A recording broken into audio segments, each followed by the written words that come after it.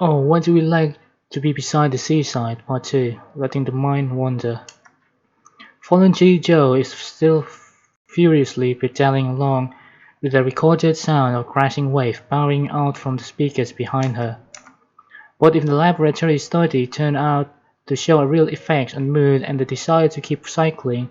Then the team have to ask, what is it about images of the sea accompanied by the sound of can waves that's making all the difference? Dr. White is investigating all possibilities.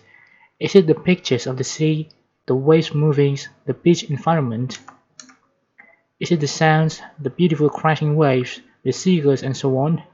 Or is it a combination of those things together, he says. So far, the sound of the sea seems to be particularly evocative and influential in how people feel. Funnily enough, when you ask people what they are listening to, it might be a recording here in Cornwall, but they are imagining somewhere in the Seychelles, so that may be what's going on in the brain.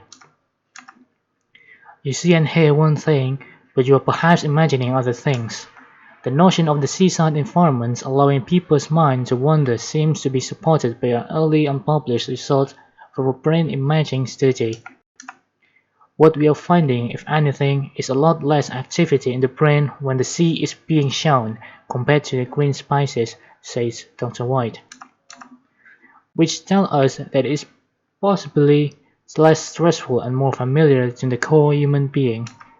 Also, although the seaside is by no means being touted as a cure-all for depression, the idea is that over time, small incremental changes could add up to a big change, perhaps even big enough to help people living with depression.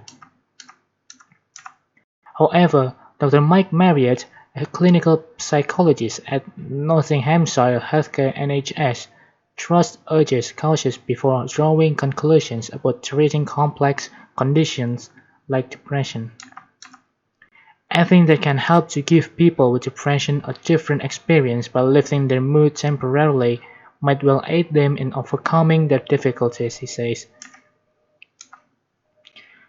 But the complete recovery usually comes when people are able to see changes in all the other areas of the difficulties as well.